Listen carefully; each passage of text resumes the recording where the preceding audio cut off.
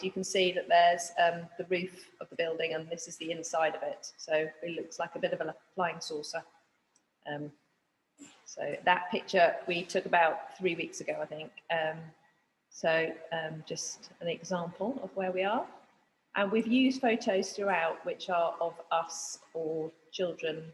Children have taken them, or their groups we've got going. So hopefully you'll get a flavour of what Tuppenny Barn is like as well.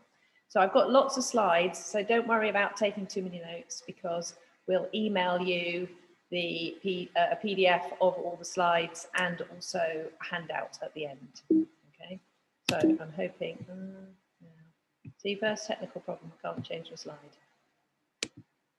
Yay! Yes. Okay, we are here today kindly by the South Downs National Park Education Network has given some money so that some teachers can learn a little bit more about learning outside the classroom. Obviously, it's really weird times at the moment, so we realised that people won't be going on trips in the same kind of way. They won't be accessing sort of all the extra things, but also that maybe some children are a bit more stressed and some teachers are a bit more stressed. It's sort of, so we're really encouraging you to use the outdoors at this time to help pupils to feel better, and then hopefully that will help their learning as well. And we find that children come here and they definitely change through the day. They love being outside, they get lots out of it. So we are going to just give you some things to think about, but we're here due to the South Downs National Park. And the network is over 100 different providers, and you can find out about this from their website.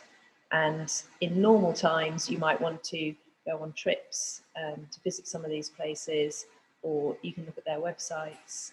And the list there covers some of the things that they cover, the different providers. And they're all set within the national park, which all of you must be quite close to, because this was advertised through them. So obviously, learning outside the classroom is highly beneficial. And because we can't go out on trips, doesn't mean we can't still go outside. Lots of pupils who don't do so well inside will do better outside, and it's a great environment to learn in. And also, many of the pupils will live in this area, and they may well go to work eventually in the national park. So it's very much part of who they are. All these information here, the website and all these different people could help you use the outdoors and South Downs National Park in your schools. So that's kind of the bit that we need to tell you about how we're here. And we're going to talk more about us at Tuppenny Barn now. So another picture. Yes, here we've got a picture that was taken just a couple of weeks ago, actually, of a couple of students in our orchard. We were doing some painting outside. And here at Tuppenny, we sort of, the outside is our classroom. We do lots of different learning links to the national curriculum, whether it be sort of geography and maths through mapping, science and life cycles, DT with sort of our cooking and healthy eating, sustainability.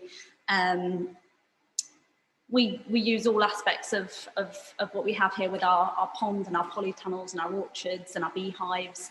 So lots of different aspects of learning go on here.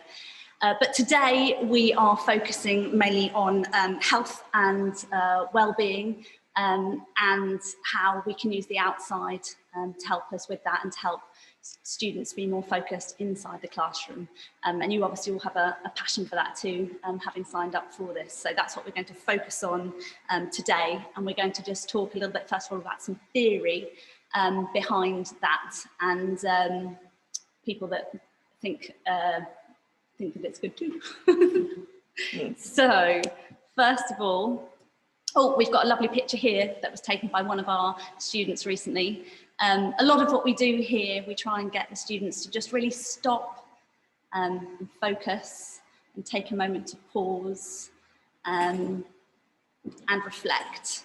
So here with these little mushrooms, you know, really looking at sort of the little lines and the detail, and just focusing, really focusing.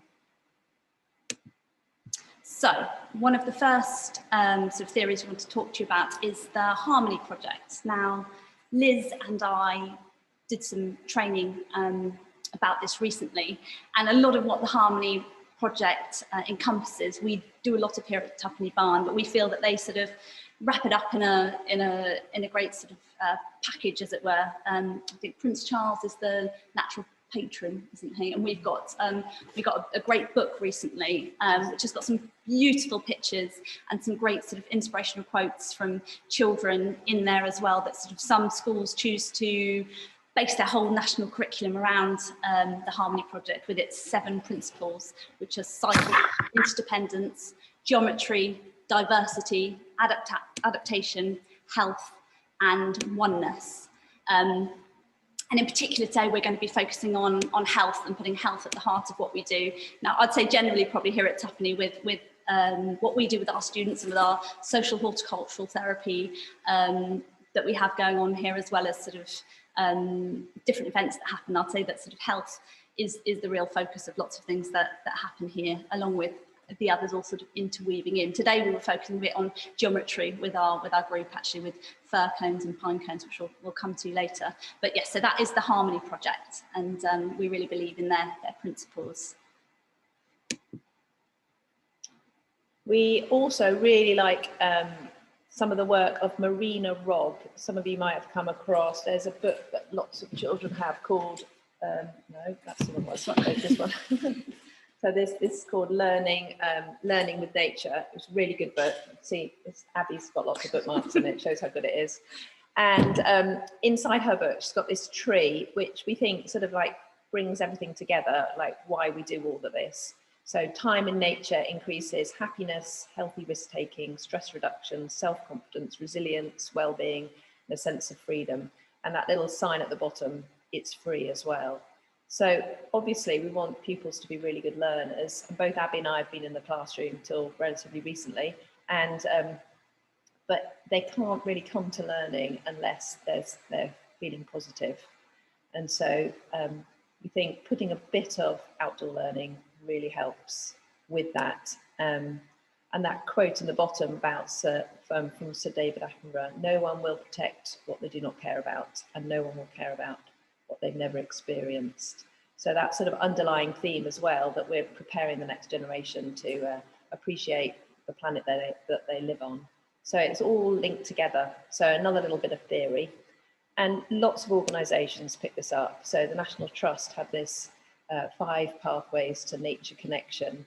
So looking at nature and making sure that it's kind of part of people, and young people particularly. So there's a lot of theory behind it. Obviously, we're going to mainly focus on practical stuff, but we're going to focus on this principle of health. So back to, the principle of health. And here we've got a photo that we took fairly recently, a couple of weeks or so ago. And we've got some socially distanced cooking going on there outside under our marquee. Now, as I said before, sort of we try and be outside here as much as possible. We've got this lovely building that we would be using actually now in normal circumstances to have sort of groups in, but in current circumstances, obviously we're trying to be outside as much as possible. Although the marquee that's in the picture there, sadly due to sort of the gale winds that we had last weekend, needed to be taken down, so we no longer have that space. So today we were cooking in one of our polytunnels, so we had good ventilation either end. We had the both doors open, socially distanced tables up, and we made some nice apple crumbles today in the polytunnel. But yes, this principle of health, being that sort of the more that we provide experiences that take our young people beyond the classroom and connect them to nature, the more their well-being is likely to improve. And we very much believe that here at Tuppenny Barn, and have some quotes to share with you from children that after their experiences here. So we've got, I have problems with anger at school and flip out, but at Tuppenny Barn I feel free. This trip and this journey has meant the world to me. I can escape from a world of stress to a calm and kind place. And I really enjoyed the orchard. It made me feel happy and at peace. And today we sort of did a bit of a traffic light feelings with our group today, sort of, you know, whether we're green, amber or red, and we had quite a few ambers and reds at the beginning, and everyone was pretty much feeling green, with one young person saying that they've gone from a 3 out of 10 to a 9 out of 10 by the end of the session. So it's amazing just how much just being outside, and today in particular, you know, picking what they were going to be cooking and then cooking with it and eating it together as part of a shared experience. Their own, we had all their ingredients weighed out separately for them, so it was all very safe. But that just shared experience was, yeah, really positive today, wasn't it? It was really positive. We're going to focus now, we're going to move on to thinking about actually the kind of things you might do in school. And as I say, I've been in the classroom a lot over the last 25 years of my working life. And it's a case of like just building it in. We always feel there's too much to do inside, too much to do, but actually if you can get slightly better results by helping the children come to their work in a more positive way, we feel that's a really good thing to try and work in. So here we have a picture. This young man had been asked to go into the orchard and pick an apple, and he was very proud of that great big apple he picked. So we just, when we take a group out, we always build in some kind of rules and expectations. So here we don't run around, only because it's like a working small holding, so it's not a suitable place. But we might use things like a path or a bridge. We have a little bridge over our ponds, and we use those kind of things as places to stop. So it might be a wall that you all lean against at school, or a spot that you always go to. And I'd say that repetition is a really good thing. The group we had in today, we've had in, it was their 4th or 5th visit. So they're a small, it's a therapeutic group, but it's a small group, and they're much calmer just knowing what's going to happen. And it's the same in school, even when you've got 30, or when you've got 30 or a smaller group, just when they know what's going to happen, that really helps. So that the rules and the expectations really help, and we have to lay those down with a new group every time we have children here. Then I've just got some other things, some principles we think about. Minimal resources. Most things we're going to think about today use no resources. As a busy classroom teacher, you don't want to have lots of faff and lots of stuff to get ready. So using nothing is the best scenario. And keeping things short, often short openers, brain breaks. You might use just 5 minutes just to go and get people to think a little differently, pause and be ready for the next thing. And making the most of the weather. If you've got a perfect frosty day, just going and looking at the frost on the grass, actually for some children, that will be one of the most memorable things of that day. So actually, as a teacher, being a little bit open to what's out there and how you can use that. So those are just some principles of planning. And every week, teachers, you know, you have to do your spelling or your maths or your precision. There's all the little bits and bobs you slot in, and maybe it's just one more little thing that you might slot in during the week that you're going to do something outdoorsy, or a couple of times a week. And I think you find the more you do it, the less it's like everyone goes a bit crazy because it's something exciting and different, but more that it's just something really positive. So there's some of the principles I'd think about when you're planning things in. So we talked at the beginning a little bit about breathing and meditation.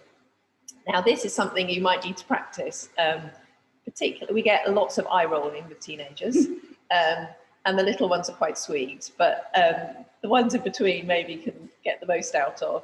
So I'm not going to talk about all of these now, we'll come back to some of these, but a 10-breath meditation is quite nice. So literally for 10 breaths, slowing down, and those 10 breaths help them to just really focus.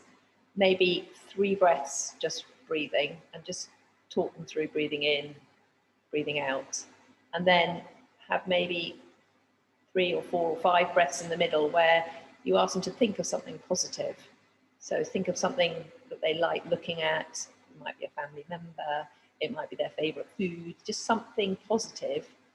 And then again, a few breaths at the end, just to bring them back down. And just having those pauses, literally 10 breaths, maybe will focus the pupils in a bit more, maybe we'll get them ready. There's square breathing, which Abby's going to tell you about in a minute. And then I've written a couple more there, raisin meditation and 5-finger listening. And we're going to come back to those when we get on to a later slide. But Abby, square breathing. Okay, yeah, the first time I did this with the group, I did get a few eye rolls. But this is great for your kinesthetic learners or your younger learners, because you can really sort of visualize the square. So the practice is you breathe in for 4, you hold for 4, you breathe out for 4, you hold for 4, and you sort of go around in that square pattern. So I'll talk us through perhaps going through a few breaths, and then I'll stop talking and let you carry on breathing. Just for a couple more breaths as we do it together, and try and see if we can feel a bit calmer at the end of it. So we breathe in, 2, 3, 4, hold, 2, 3, 4, breathe out, 2, 3, 4, hold, 2, 3, 4, in, 2, 3, 4, hold, 2, 3, 4, out, 2, 3, 4, hold, 2, 3, 4.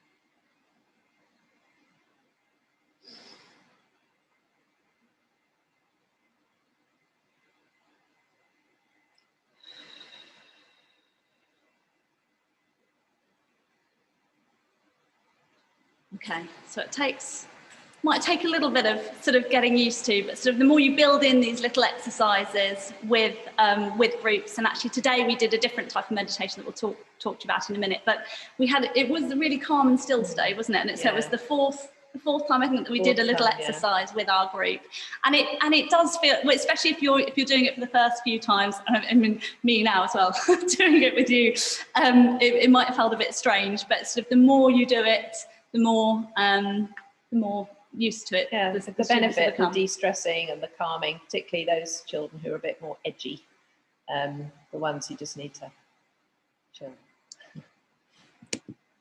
So we're going to think a little bit about natural art now. Abby. Yay. So natural art can be done with whatever you might have in your school grounds, whether you might have some sticks or some seeds or stones. We've got here leaves, really sort of just using what you've got around you. And we've got some nice seed pods here. So just sort of seeing what different things you might have around, and using those to create pictures. Or we've got a nice mandala that we're going to show you in a moment that we made recently. So yeah, using what you've got and making different shapes and pictures with it. Oh yes, another thing that we do here, thank you, is leaf bashing. So we might use stones or hammers sometimes, but stones. And we've cut up sort of old sheets before actually to make sort of art that lasts longer, but you can just use paper, but you get sort of leaves, petals, fold it over and then bash to get the colour through. And then I think actually in your handout, we've got a picture later on that shows one that we made with some students here, and we made a nice stick frame for it as well, and then they can be hung up as nice sort of art to keep, with either sort of string to tie the corners of the sticks or a hot glue gun to just sort of stick the corners, but really nice art to actually keep, but with paper. I mean, it looks nice on paper too, but materials quite these fun. Kind of natural art ones which you're just doing on the grounds, taking the photograph of them, it's a brilliant way of taking them away with you. In fact, the one on the left, the sticks and the stones, was a little homework, well, a lockdown project that my son did. And obviously it blew away eventually, or we did move it, but we did keep a photograph of it. So that the class iPad or camera is a really good way. using this? Seeds, lots of teasels with sort of clay, making hedgehogs and things, seeds and clay, stick bugs, all those sorts of things are great sort of, so you need, clay is sort of an extra resource, I suppose, but then using what you've got with a bit of clay or plasticine or Play-Doh can sort of jazz up a natural art project as well.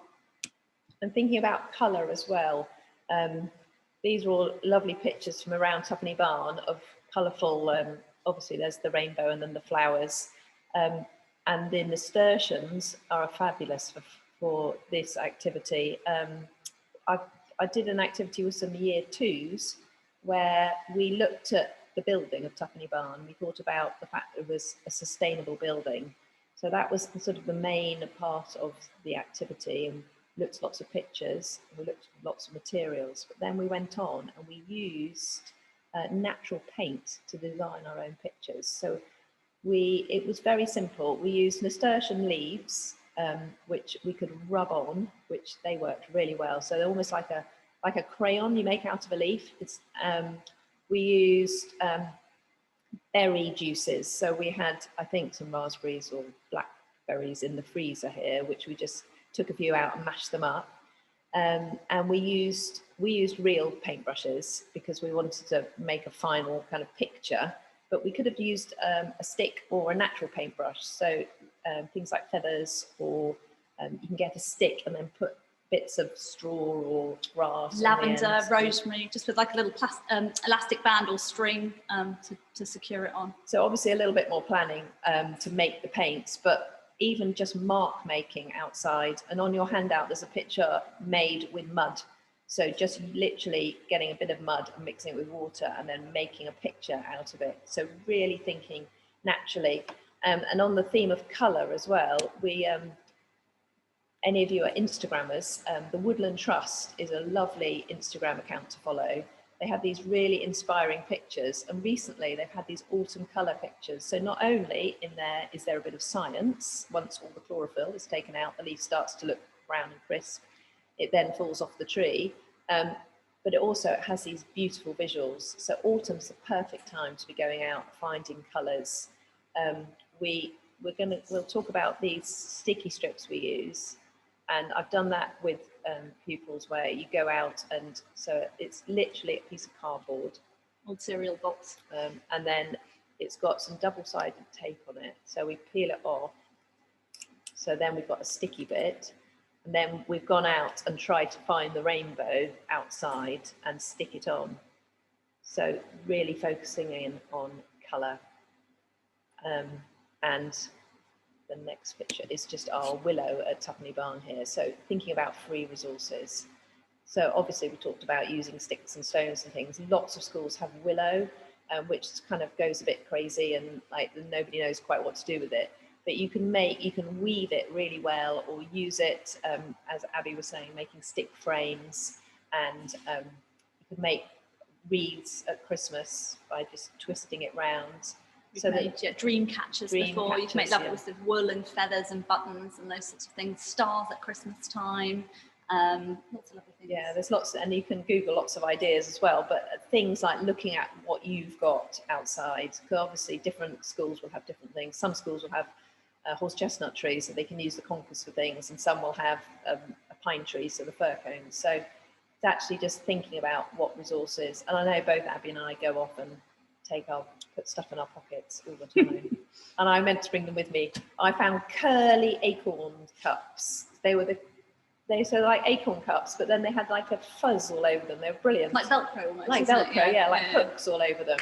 So just encouraging children to pick things up. And we were talking about this earlier, even the nature table. You might not want to have it actually in your classroom, but I have mine on my front doorstep. So whenever we find interesting things, they get put there, and then they get in a mess, and we clear them up again and put it in the compost. But it's encouraging children to look and using, and it's just really positive for them. I was saying ours was inside. We had to do a clear out the other day because it just was overtaking the house. But yeah, no, lots of fun to do, and again, really focusing and exploring. Great fun. Okay, so, this is a lovely picture. This one was taken in our orchards. when was that? That wasn't so long ago, was about it? A month ago. About a month ago. So you can see all those lovely vibrant colours there of our apples. We have a heritage orchard here at Tuppenny Barn. And everyone that we have here, sort of from preschoolers through to secondary school students, we really get them to try and focus on the senses here. Really important.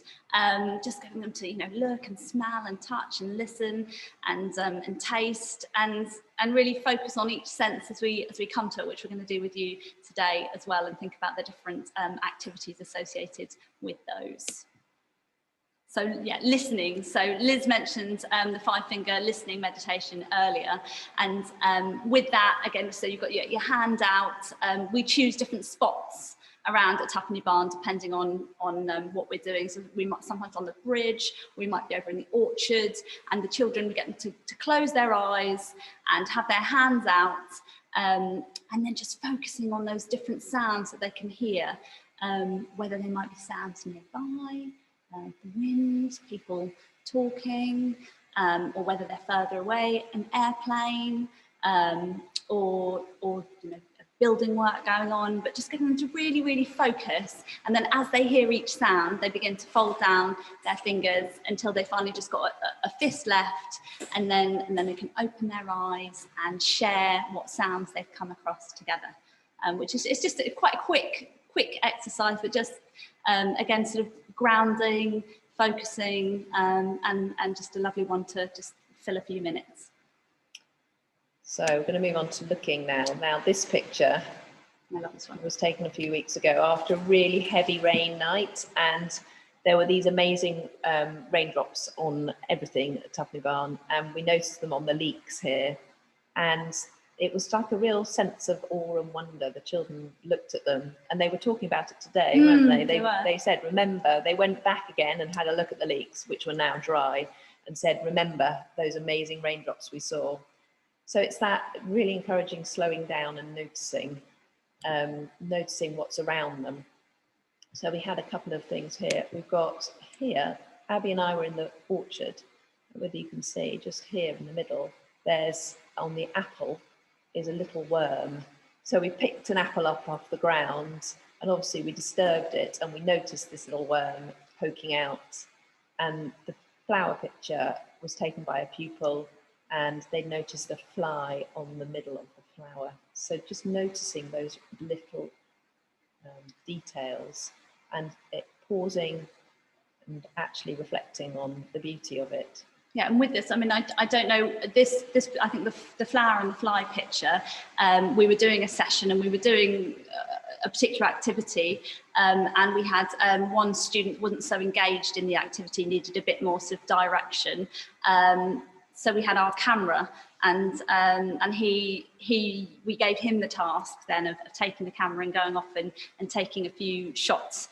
So if you have a class camera or iPad or something, and perhaps have a student that isn't quite as in, if you're outside doing a particular thing, you know, it could be sort of a treat time, special time for sort of certain individuals that maybe need that a little bit of extra focus to have the camera time or the iPad time to go off and take a few photos. And Liz has got some more to share with you in a minute as well.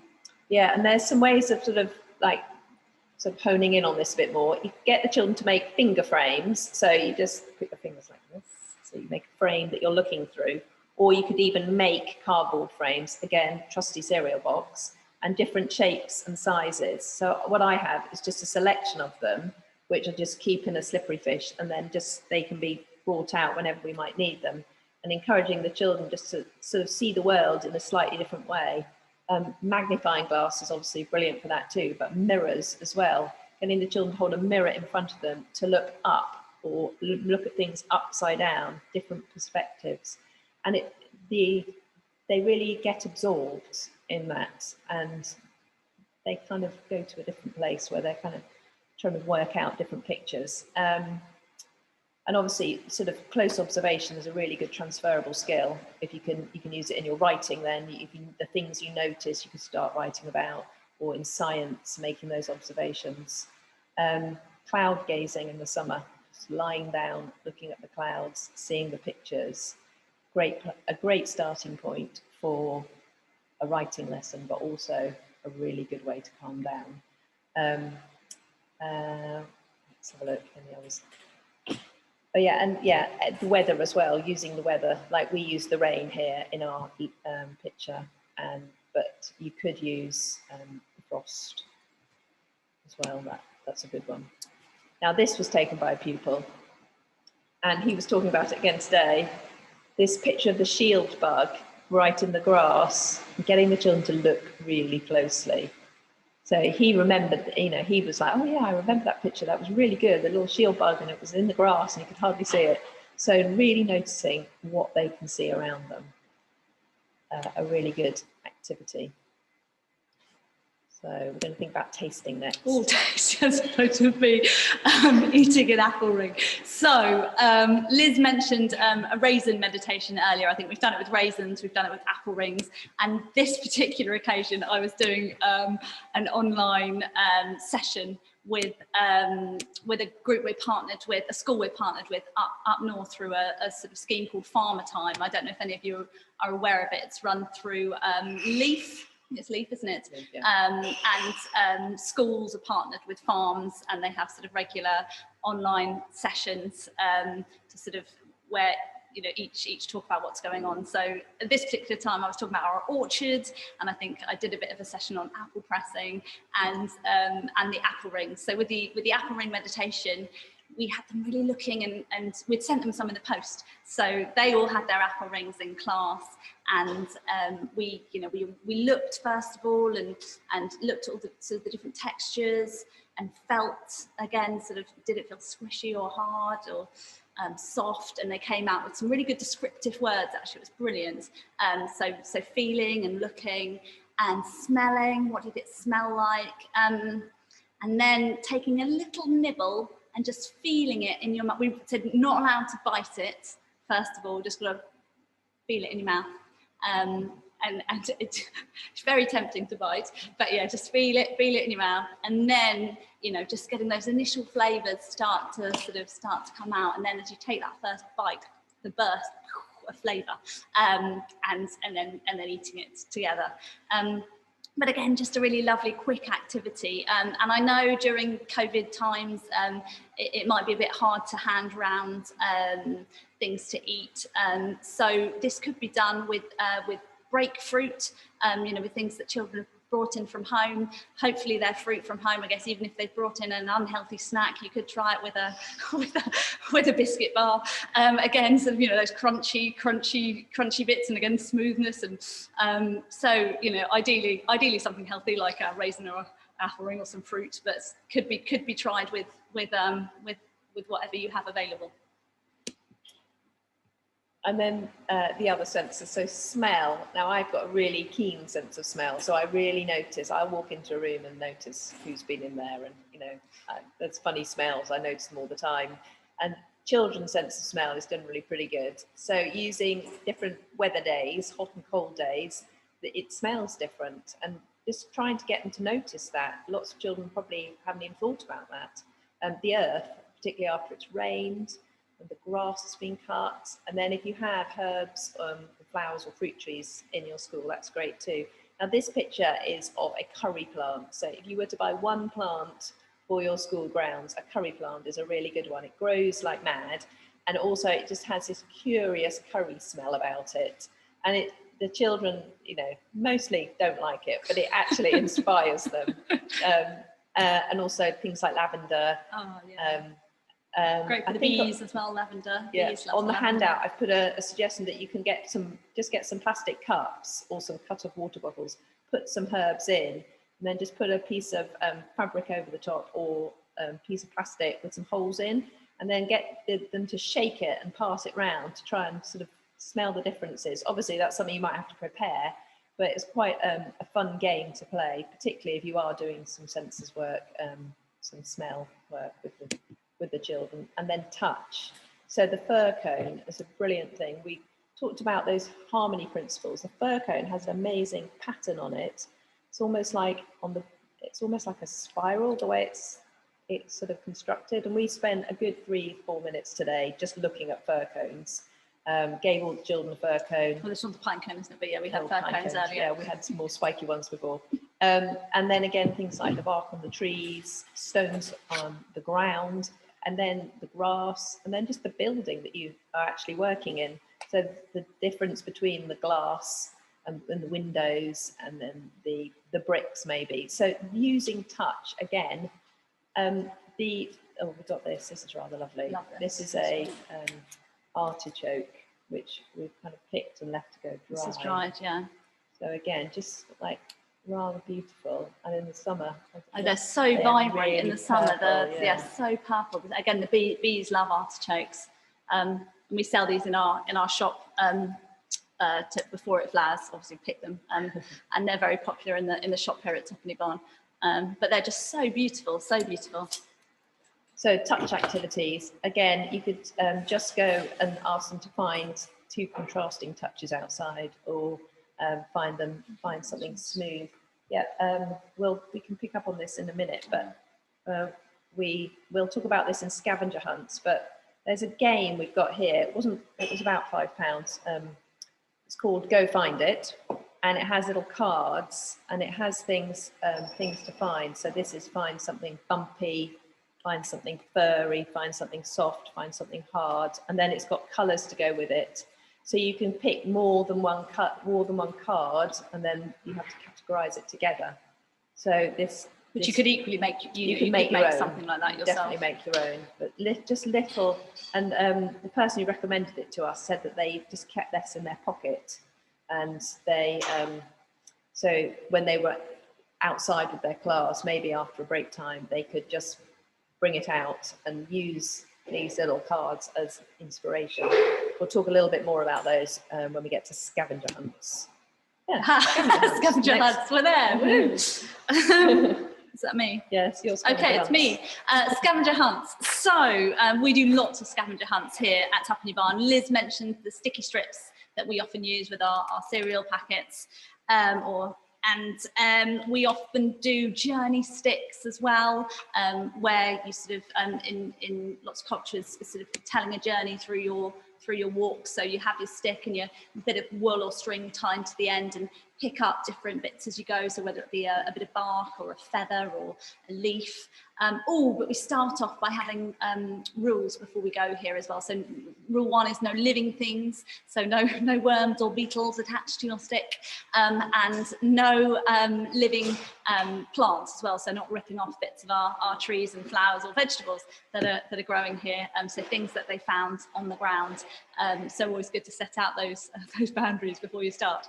But yes, tying them on, and then you could have different colours of wool. I like to sometimes add on, different buttons as well. I love a tub of buttons. We've got quite a few here, and thinking about maybe they could represent different feelings. So it could be your journey, but adding in sort of emotions as well.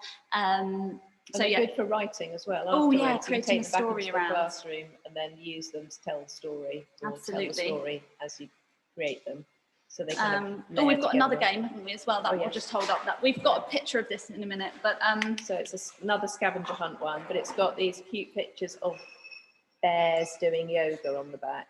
So again, you can incorporate a little yoga pose, bit of a yoga session. So something to give someone else, to make them smile, or something special. Yeah. So these again, yes, something you treasure, something you treasure, and then it's got like a little down-faced dog on the back with your polar bear. Something big. So just like again, those little points of inspiration. You could make things like that as well. They're quite nice.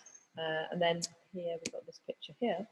Oh yay! So actually, we make lots of these here as well. But this one actually I happened to make with my children at the weekend. Again, depending on your school grounds and what you've got around you here, obviously there were different coloured leaves which were beautiful, and some chestnut, sweet chestnuts on the ground, and twigs and stones. But whatever you've got to hand, you could always bring in a few extra leaves from home. I've done that before here when I've wanted sort of more of one colour, sort of gone on a hunt for some red leaves because we didn't have any around. So some, you know, bring in a few from a walk yourself to add to your collection that you might already have at school. But just, yeah, creating pictures with what you've got, really. And again, taking photographs of them afterwards. Yeah. So that's a way of keeping a record of them or sharing them or putting them in a topic book. So if you wanted to. Just very briefly, think about physical games. We've mainly talked about sort of more activities which are not necessarily physical, but sometimes just a short, fun, physical activity does a class huge benefit.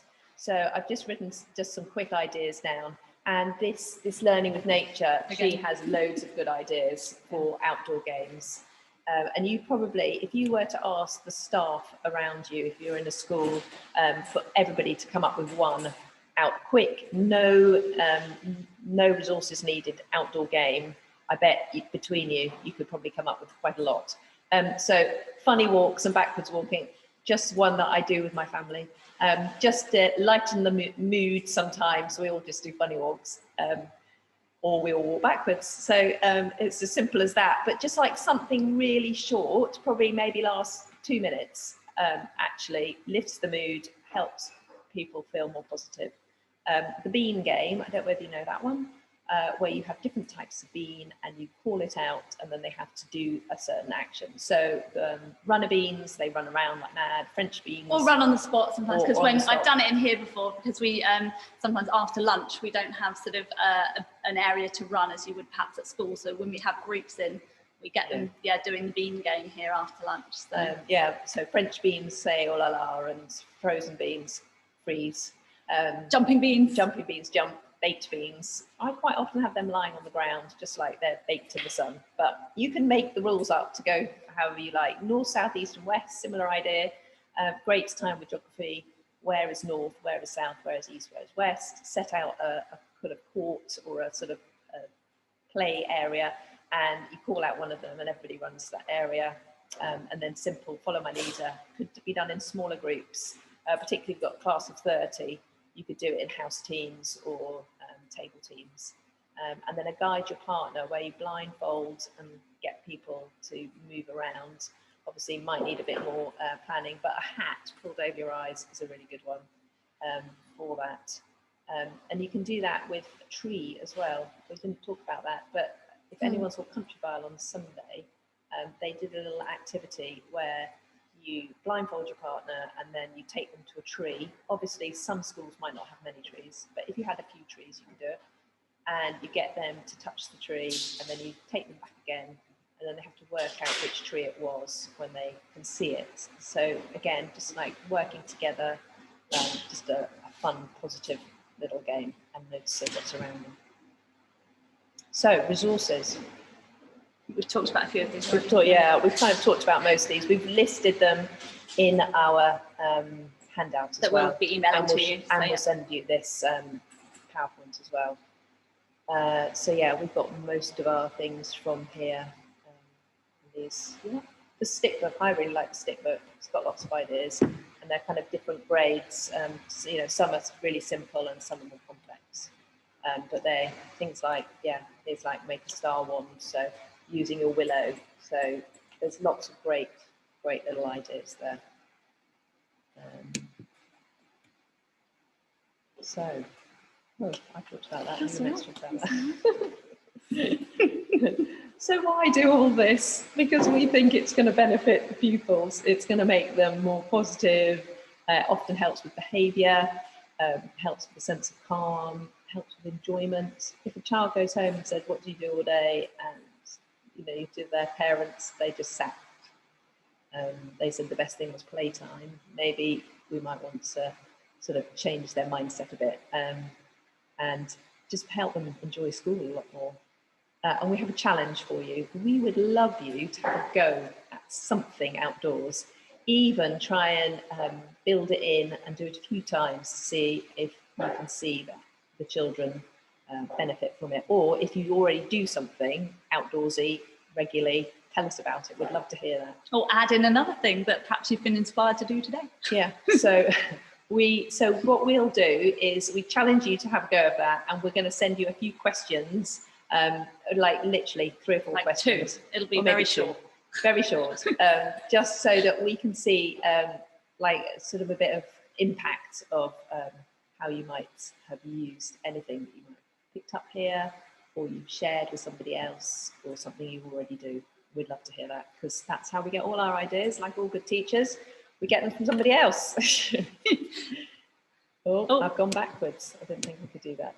Okay, so obviously when we're all allowed out again a bit more, if any of you fancy visiting us here at Tuckenby Barn, we do visits for children of all ages, and you can see lovely Liz here with our apple press, so that's one of the things that we do. But you know, from, I think I mentioned before, sort of all aspects of sustainability, growing,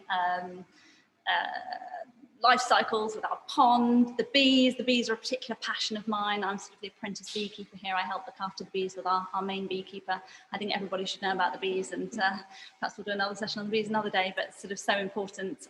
We do workshops on those, and we have our own mock hive that we sort of open up and share. We do fork to fork cooking, picking, growing, planting, lots of stuff. So if you just want to ask a question as well, do email. Actually, if ever email's probably best, because we both work part-time. Yeah. So but we can easily phone you back and talk to you about anything, any ideas or anything. Yeah, any questions. Yeah, more than happy to answer questions over email. So leaving you just thinking about, you know, why we're bothering to teach, you know, children to appreciate the world that they live in. Hopefully by joining today, this is something you all care passionately about too. And we wanted to leave you with a thought from Tim Smith, who's known for his work on the Lost Gardens of Heligan and the Eden Project. And he said, we need to ask not what sort of planet are we leaving for our children. Lots of focus lately on sort of, you know, just awful things going on with our planet, but we need to think about, you know, what sort of children are we leaving our planet?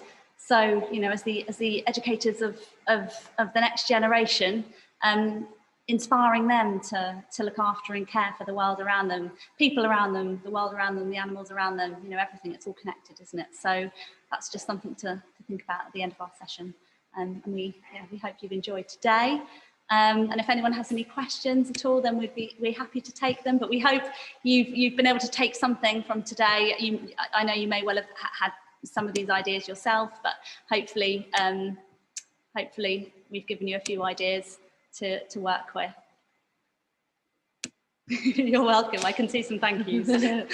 I'm not sure. The sign for you're welcome, but thank you all for joining us today.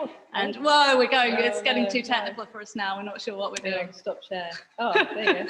There we go. Woohoo! We do know what we're doing. We do. So yes, thank you for joining us today. Yes, we'll send the presentation. Whoever asked that, yeah. Yes, oh, yeah, we'll send the presentation. I think it's quite a big document, so we'll squeeze it into a PDF, which I think will send better. So hopefully some of the pictures you could use, or you can be, you can get. And we've got a little sort of like summary handout, which I think has everything on, or most things on. Yeah. And it's got some of the contacts as well, like South Downs National Park contacts and us. So.